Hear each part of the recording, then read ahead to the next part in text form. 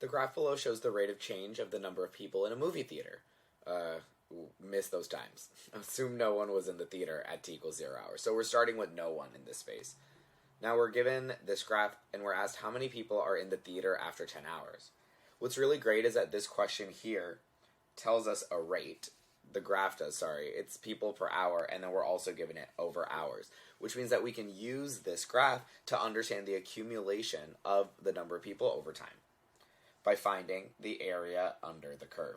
I'm going to write that here, area under the curve. And luckily with this graph, we see shapes. We can see certain shapes and cut this up to pieces that we can find the areas of. And so I'm going to do just that. You see here, there's a rectangle and then a triangle. There's that triangle. And then there's nothing because it's at the x-axis. And then I see another triangle and another rectangle. Now a reminder that when we are looking at areas above the x-axis, those are positive. And when they're below the x-axis, they're negative.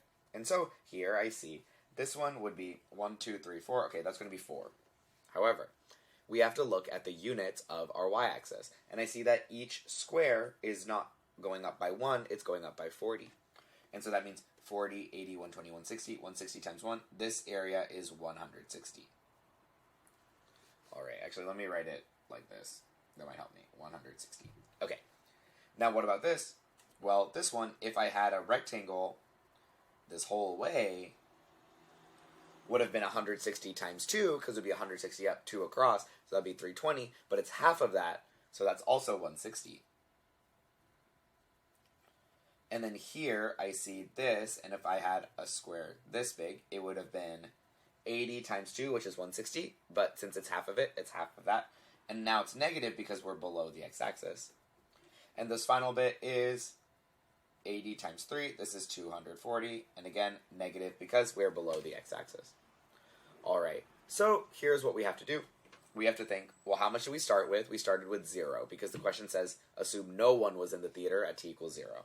So we started 0, and then we add 160, then we added another 160, and then nothing happened, and then we subtract 80, and we subtract 240.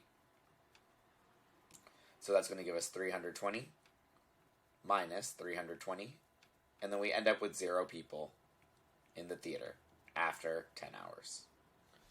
Looks like everyone went home. Looks like the theater is closing its doors.